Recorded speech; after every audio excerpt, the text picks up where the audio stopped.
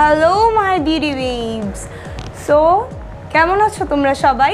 আমি ঐশী আবার নতুন একটা ভিডিও নিয়ে চলে আসলাম তোমাদের মাঝে। সো আজকে আমরা একটা দুর্গা পূজার মেকআপ লুক ক্রিয়েট করব। যেহেতু দুর্গা পূজা একদমই কাছে চলে এসেছে, সেহেতু আমি ভাবলাম যে কেন না তোমাদের জন্য একটা দুর্গা পূজার মেকআপ লুক নিয়ে চলে আসি। সো আজকে আমি এই গ্ল্যাম লুকটা ক্রিয়েট করব। এটা শুধু তোমরা দুর্গা পূজা না, যে কোনো ফাংশন, পার্টি, ওয়েডিং, যে কোনো কিছুতেই এই লুকটা ক্রিয়েট করতে পারো। আর আজকে আমি কিছু টিপস আর ট্রিক্স আর নতুন কিছু টেকনিক ইউজ করেছি আমার মেকআপ রুটিনের মধ্যে, সেগুলো সব শেয়ার করব। সো তোমরা যদি জানতে চাও আর দেখতে চাও যে আমি এই লুকটা কীভাবে অ্যাচিভ করেছি, তাহলে আমি তোমাদেরকে বলবো ভিডিওটা একদম শেষ পর্যন্ত দেখবে। আর তার আগে একদমই দেরি না করে আমার চ্যানেলে এখনই তোমরা সাবস্ক্রাইব করে ফেলো। যারা এখনও সাবস্ক্রাইব করনি, আমি তোমাদেরকে রিকোয়েস্ট করবো যে you are missing out. So আর দেরি না করে এখনই সাবস্ক্রাইব করে ফেলো। তো চলো আর দেরি না করে শুরু করি আমরা আজকের ভিডিও।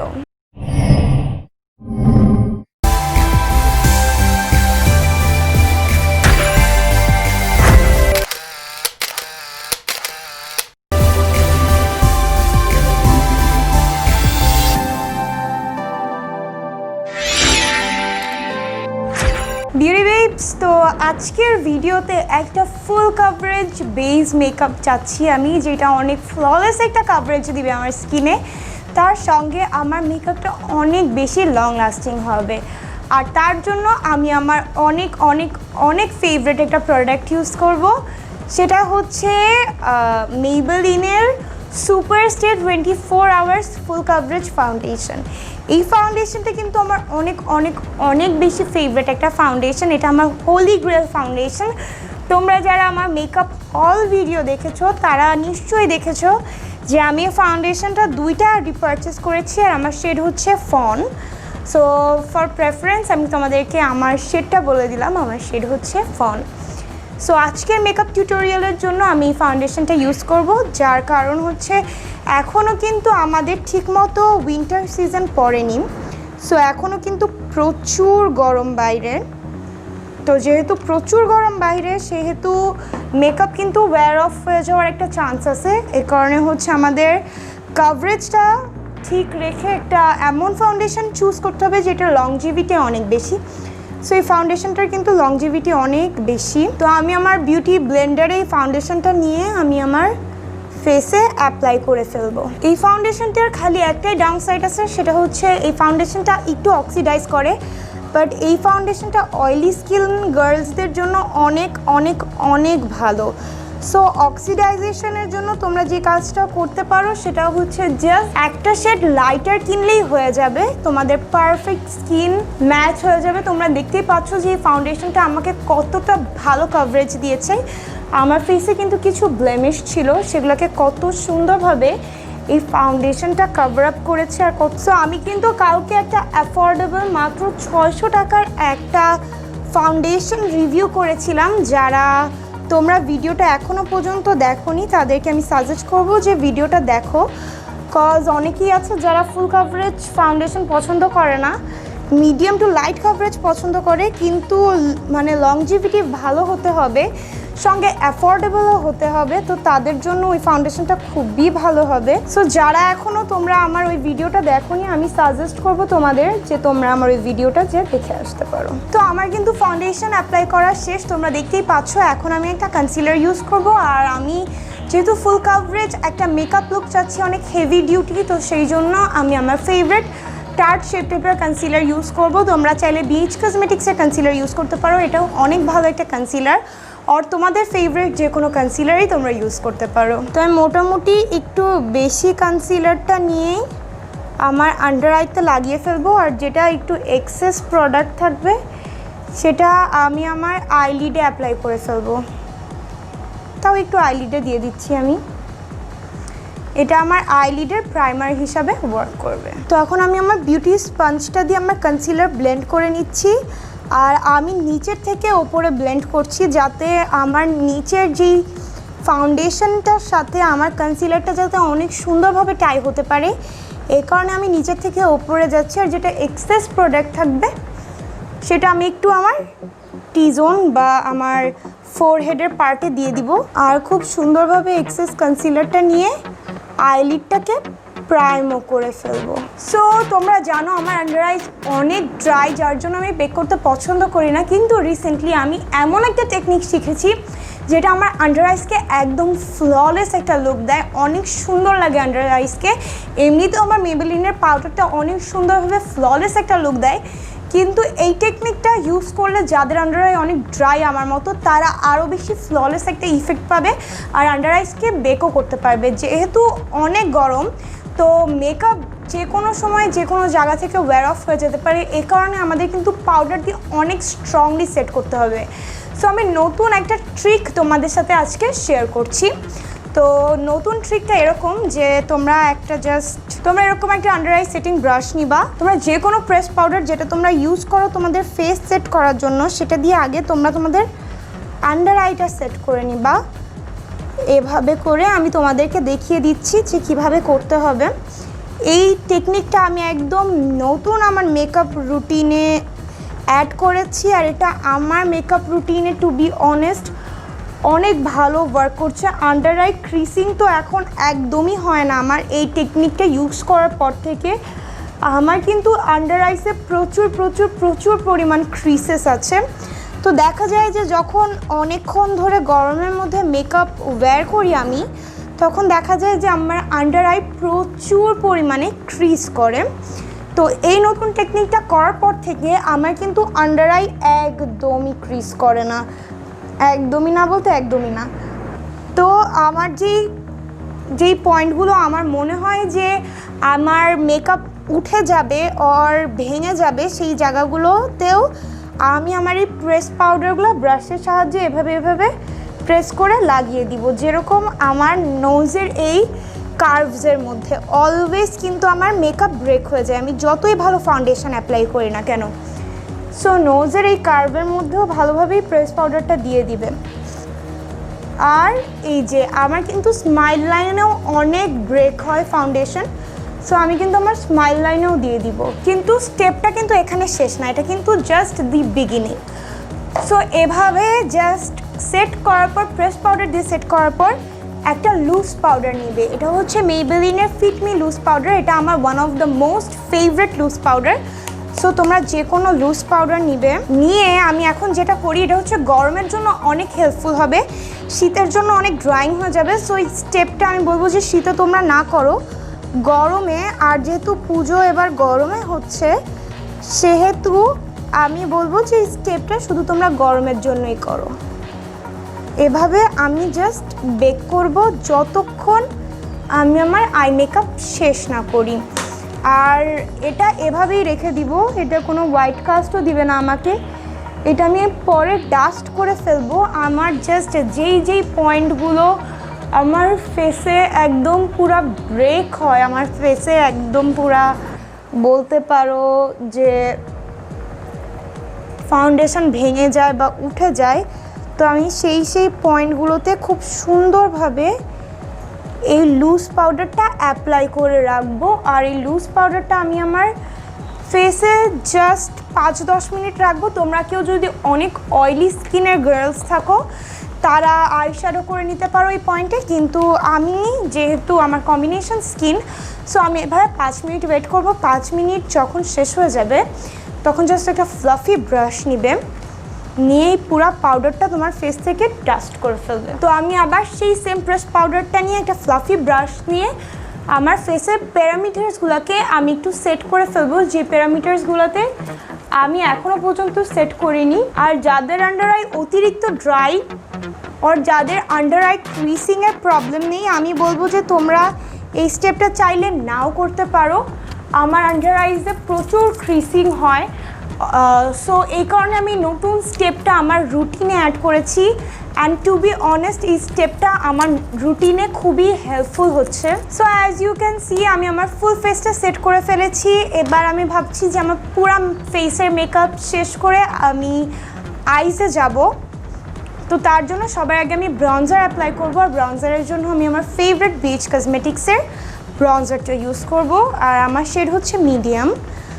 সো আমি আমার ব্রঞ্জারটা নিয়ে অ্যাপ্লাই করবো আমার ফেসে। তোমরা তোমাদের ফেভারিট যে কোনো ব্রঞ্জারই অ্যাপ্লাই করতে পারো এই পয়েন্টে। Bronzer, blush, highlighter totally personal preference, but blush কিন্তু কিছু কিছু ব্লাশ আছে যেগুলো হচ্ছে গিয়ে কিছুক্ষণ পরই ওয়্যার অফ হয়ে যায়। তো তোমাদের ব্লাশ একটু দেখে পারচেস করো, যে ব্লাশগুলো অনেক জলদি ওয়্যার অফ করে না। আর এই মেকআপ লুকটা কিন্তু যে তোমরা শুধু পূজাতেই করতে পারবে এমন না, তোমরা কিন্তু যে কোনো ওয়েডিং ফাংশন বলো, যে কোনো পার্টি বলো, আর পহেলা বৈশাখ বলো, আর কেউ যদি একটু দেশি টাইপ মেকআপও করতে চাও তারাও কিন্তু এই মেকআপ লুকটা ইজিলি অ্যাচিভ করতে পারবে। এই মেকআপ লুকটা কিন্তু সব কিছুর সাথেই যাবে। তো এখন আমি আমার ফেসটাকে একটু কন্ট্রোল করে নিব, আর কন্ট্রোল করার জন্য আমি আমার ফেভারিট ABH এর কন্ট্রোল কিটটা ইউজ করব। সেখান থেকে আমি এই শেডটা নিয়ে আমার পুরো ফেসটাকে কন্ট্রোল করে ফেলবো। যখন কাইন্ড অফ দেশি টাইপ মেকআপ লুক করা হয় তখন যদি ফেস অনেক বেশি চিজেলড আর অনেক সুন্দরভাবে লাইক চিজেলডি করা হয়, ব্রঞ্জার অ্যাপ্লাই করা হয়, ব্লাশ অ্যাপ্লাই করা হয়, তাহলে দেশি মেকআপ লুকটা আরও বেশি জোস লাগে। আই মিন আরও বেশি ফুটে তখন মেকআপ লুকটা। সো দেশি মেকআপ লুকে অলওয়েজ তোমরা ট্রাই করবে মোর ইজ গুড। সো আমি নোজ কন্ট্রোল করে ফেলছি। তোমরা জানো আমি কিভাবে আমার নোজটাকে কন্ট্রোল করি, আমি আমার অনেক টিউটোরিয়ালেই তোমাদেরকে শো করেছি। আর তোমরা যদি like separate contour and bronzing video চাও আমি সেটাও করতে পারি। তো সেটা যদি কেউ চাও তাহলে সেটা অবশ্যই কমেন্ট সেকশনে জানাতে হবে। সো আমি ব্লাশের জন্য W7 এর ক্যান্ডি ব্লাশ ইউজ করবো, আর আমার শেড হচ্ছে অ্যাঞ্জেল ডাস্ট। এই শেডটা অনেক সুন্দর একটা পিঙ্ক শেড, আর এটা ম্যাট ব্লাশ। সো কারোরই চিন্তা করতে হবে না যদি কারো পিম্পলসের প্রবলেম থেকে থাকে, যে আমার ফেসে আসলে যেরকম শিমারি ব্লাশ ইউজ করলে অনেক সময় দেখা যায় যে জিনিসটা, সেটা হচ্ছে ফেসে কিন্তু পিগমেন্টেশন যদি কারো থাকে আর লাইক পিম্পলের প্রবলেম থাকে তাহলে কিন্তু শিমারি ব্লাশ ইউজ করলে অনেক সময় সেগুলো দেখা যায় বলতে আমি বোঝাতে চাচ্ছি যে এগুলো অনেক বেশি ফুটে ওঠে। সো সেই ক্ষেত্রে তোমরা অলওয়েজ ম্যাট ব্লাশ ইউজ করবে, কজ ম্যাট ব্লাশ ইউজ করলে ফেসের যেই পিম্পল বা টেক্সচার ভাব সেটা কখনোই শো হবে না। সো আমি তোমাদেরকে সাজেস্ট করবো যে যাদের ফেসের টেক্সচারের প্রবলেম আছে আর অ্যাকনি প্রবলেম আছে তারা ম্যাট ব্লাশ ইউজ করো, যেই ব্লাশগুলোর মধ্যে শিমার পার্টিকেলস আছে সেই ব্লাশগুলোকে অ্যাভয়েড করো। আমি তোমাদেরকে এটাই সাজেশন দিব ইনিশিয়ালি। সো তোমরা জানো যে আমার ব্লাশ কত বেশি পছন্দ, কারণ আমি প্রচুর ব্লাশ লাগিয়েছি আর আমার স্কিনকে অনেক সুন্দর পিঙ্ক বানিয়েছি। তো এখন আমি হাইলাইটার ইউজ করব, আর হাইলাইটারের জন্য আমি অফরার ব্লেসফুল হাইলাইটারটা ইউজ করব। আর তোমাদেরকে বলে দিই অফরার এই ব্লেসফুল হাইলাইটারটা আমার ফেভারিট হাইলাইটার। আর সেটার রিজন কি সেটা তোমরা আমার ফেসে লাগানোর সাথে সাথেই দেখে বুঝতে পারবে যে রিজনটা কি আর কেন এটা আমার ফেভারিট হাইলাইটার। তো তোমরা দেখতেই পাচ্ছ যে আমি একটা আই লুক কমপ্লিট করে চলে এসেছি। এখন আমি তোমাদেরকে এই আইসটা করে দেখাবো যে আমি এই আই লুকটা কীভাবে অ্যাচিভ করেছি। তো আজকে আমি যেই আই প্যালেটটা ইউজ করব আমার আই মেকআপটা অ্যাচিভ করার জন্য সেটা হচ্ছে মেকআপ রেভলিউশনের রক্সি আই শ্যাডো প্যালেট। এই আই শ্যাডো প্যালেটটা অনেক পছন্দ আমার, আর এটার মধ্যে তোমরা কিছু কালারফুল আই শ্যাডোজও পাবে আর কিছু লাইক ওয়ার্ম টোন আই শ্যাডোজও পাবে। সো এই প্যালেটটা অনেক ভালো, তোমরা এই প্যালেটটা ইউজ করতে পারো। আর যে কোনো প্যালেট থেকে সিমিলার শেড ইউজ করে তোমরা এই আই লুকটা কিন্তু অ্যাচিভ করতে পারো। সো ফার্স্ট আমি যেটা করব সেটা হচ্ছে আমার আইসকে আর একটু বেশি প্রাইম করে নিব। আর সেটা করার জন্য আমি জাস্ট আমার প্রিভিয়াস কনসিলারটা নিয়ে জাস্ট আর একটু বেশি অ্যাপ্লাই করব আমার আই লিডে, যাতে একটা ট্যাকি বেস ক্রিয়েট হয় আর আমার যাতে আই শ্যাডোটা অ্যাপ্লাই করতে বা ব্লেন্ড করতে ইজি হয়। তো যদি তোমরা শুধু কনসিলার ইউজ করো আর কোনো পাউডার দিয়ে সেট না করো, এটা কিন্তু তোমাদের যে কোনো আই শ্যাডোকেই অনেক বেশি পিগমেন্টেড করে ফেলবে। তো আমি রেকমেন্ড করব যে তোমরা ট্যাকি বেস নিয়ে ওয়ার্ক করবে। ট্যাকি বেসে সামটাইমস ব্লেন্ড করা একটু হার্ড হতে পারে, বাট যদি তোমরা একটু টাইম দাও তাহলে অনেক ইজিলি ব্লেন্ড হয়ে যাবে আর অনেক ভাইব্রেন্ট হবে। আজকে আমি একটু ডিফারেন্ট টাইপের একটা আই লুক করবো, আর আমি তোমাদেরকে বলেই দিচ্ছি এই আই লুকটা কিন্তু একটু ডিফারেন্টভাবে আমি করেছি। এটা কিন্তু রেগুলার কাট ক্রিজের মতো আমি করিনি, একটু ডিফারেন্টভাবে কাট ক্রিজটা করেছি। সো তোমরা যদি জানতে চাও যে আমি এইভাবে কীভাবে কাট ক্রিজ করেছি একদম ডিফারেন্ট ওয়েতে, তাহলে কিন্তু ভিডিওটা খুব ভালোভাবে দেখতে হবে। এই টাইপের একটা ব্রাশ নিব, এটা হচ্ছে স্লাইটলি ফ্লাফিয়ার একটা ব্লেন্ডিং ব্রাশ নিয়ে আমি জাস্ট এই অরেঞ্জ শেডটা নিব, নিয়ে আমি আমার ক্রিজে অ্যাপ্লাই করব। তোমরা যে কোনো প্যালেট থেকে যে কোনো অরেঞ্জ নিয়েই ওয়ার্ক করতে পারো, কোনো প্রবলেম নেই। তোমাদের যে সেম এই অরেঞ্জ বা এই প্যালেটটা ইউজ করতে হবে এমন না, তোমরা অন্য কোনো কালার্সও ইউজ করতে পারো, করে এই সেম মেকআপ লুকটাই কিন্তু তোমরা অ্যাচিভ করতে পারো। আমি কিন্তু এই অরেঞ্জটা পুরো সার্কেল ওয়াইজ অ্যাপ্লাই করছি। আমি কিন্তু এই পয়েন্ট থেকে স্টার্ট করে ক্রিজ থেকে নিয়ে এই পয়েন্টে যে স্টপ করছি। যখন তোমরা তোমাদের মনের মতো ইন্টেন্সিটি পেয়ে যাবে তখন তোমরা স্টপ করে ফেলবে। আমি আজকে চাচ্ছি একটু লাইট ওয়াশ অফ অরেঞ্জ, এই কারণে আমি বেশি বিল্ড আপ করিনি, জাস্ট একটু লাইট ওয়াশ অফ অরেঞ্জ যখন হয়েছে আমি তখনই কিন্তু কালারটাকে বিল্ড আপ করা স্টপ করে দিয়েছি। সো নেক্সটে আরও একটু বেশি ফ্লাফিয়ার ব্রাশ নিবে, ঠিক এরকম নিয়ে আমি এই ইয়েলো শেডটা চুজ করবো প্যালেট থেকে, আর এই অরেঞ্জটার উপরে এই ইয়েলোটা অ্যাপ্লাই করে জাস্ট অরেঞ্জটাকে একটু ব্লেন্ডেড করে দিব এই আউটার পার্টটাতে। সো এখন আমি একদম প্রিসাইজ একটা ব্লেন্ডিং ব্রাশে এই রেডিশ ব্রাউনিশ শেডটা ইউজ করব, করে আমি এটাকে একটা অ্যাঙ্গুলার শেপে আমার আউটার ভিতে অ্যাপ্লাই করব। আমি যেটা করছি সেটা আমি বলে বোঝানোর থেকে দেখে তোমাদেরকে বোঝাতে ইজি হবে, সো তোমরা একটু খেয়াল করে স্টেপটা দেখে নিও। তো আমি একটা ভি শেপে আমার ল্যাশ লাইনে এই কালারটা অ্যাপ্লাই করব।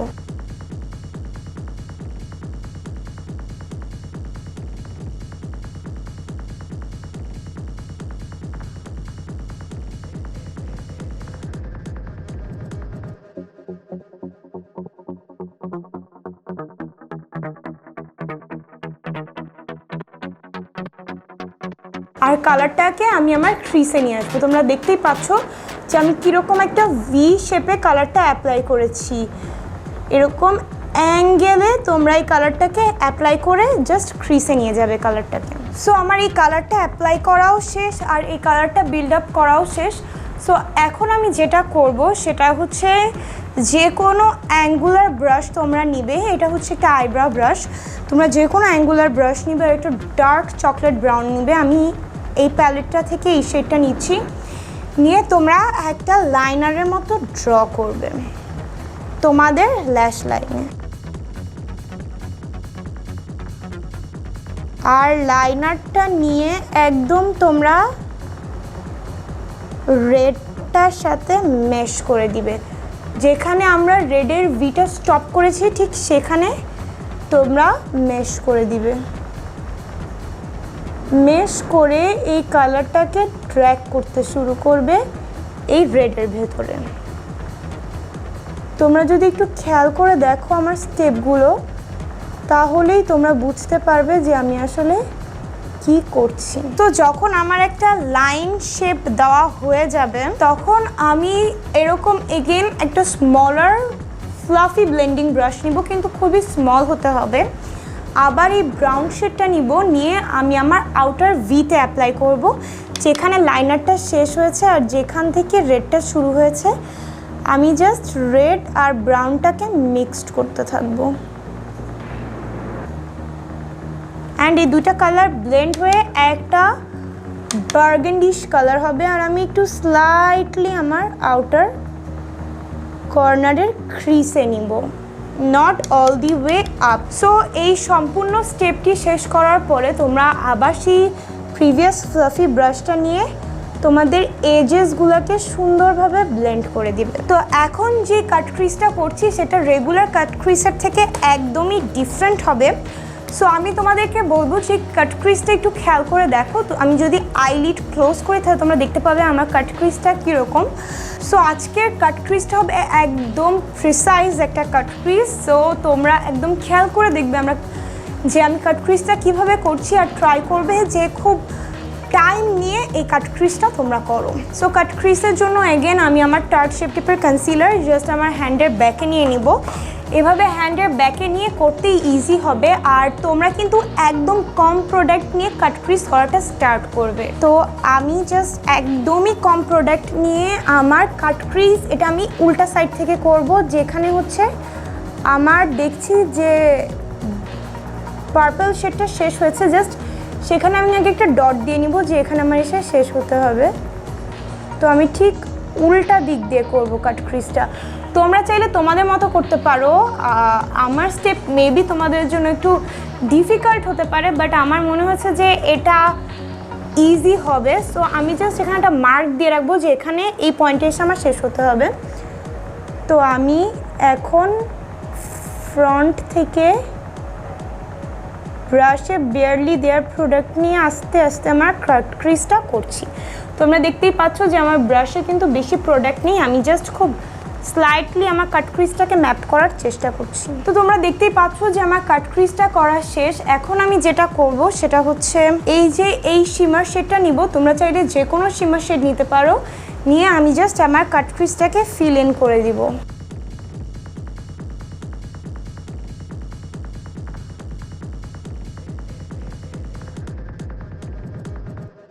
সো আমি আমার কাট ক্রিজের শিমার শেডটা অ্যাপ্লাই করে ফেলেছি। এখন আমি আবার ডার্ক ব্রাউন শেডটা নিয়ে জাস্ট আমার ল্যাশ লাইনটাকে আর একটু ইন্টেন্সিফাই করব, আর জাস্ট আমার কাট ক্রিজের ওপরটা ব্লেন্ড করে দিব। সো নেক্সট আমি যেটা করেছি, আমার আই মেকআপ লুককে আরও একটু বেশি স্পার্কলি করার জন্য, যেহেতু তোমরা জানো যে দুর্গাপূজা স্পার্কস অ্যান্ড গ্লিটার্সই হচ্ছে লুকের মেন লাইফ। সো সেটার জন্য আমি হ্যাংফ্যাংয়ের এই পিঙ্ক কালার, এটা হচ্ছে পিঙ্ক কালার, এই গ্লিটারটা নিয়ে আমার জাস্ট ক্রিজে অ্যাপ্লাই করে দিব। সো ভিডিওটা এমনিতেও অনেক লং হয়ে গেছে, সো আমি তোমাদেরকে বলে দিই যে আমি এই গ্লিটারটা জাস্ট আমার লিডে অ্যাপ্লাই করব। দেন আমি একটা ব্ল্যাক আই পেন্সিল নিয়ে সেটাকে ডার্ক যে ব্রাউন শেডটা আমরা আউটার ভি আর ল্যাশ লাইনে অ্যাপ্লাই করেছি সেটা দিয়ে স্মাচ করে দিব। আর আমি ইনার কর্নারে জাস্ট একটা ছোট উইং ড্র করেছি, তোমরা দেখতেই পাচ্ছ আমি একটা ছোট উইং ড্র করেছি। সেটার জন্য আমি O2 এই লিকুইড লাইনারটা নিয়ে একটা উইং ড্র করবো। সো আমি এই কাজগুলো করে আইল্যাশটা পরে I will be right back. So my beauty babes, আমি পুরো মেকআপ লুকটা কমপ্লিট করে চলে এসেছি। আর আমি আমার লিপস্টিকের জন্য ইউজ করেছি ফোকাল ইউরের lipstick in the shade 14 deep chestnut. So আজকের টিউটোরিয়ালটা এটাই ছিল। আশা করছি তোমাদের দুর্গাপূজা অনেক ভালো কাটবে, অনেক ভালো সময় কাটাবে তোমরা। সো সবাই তোমরা ভালো থাকো, এই সময় সুস্থ থাকো, সাবধান থাকো, এই আশা নিয়েই আমি আজকের ভিডিও শেষ করব। টেক লাভ, বাই গাইস।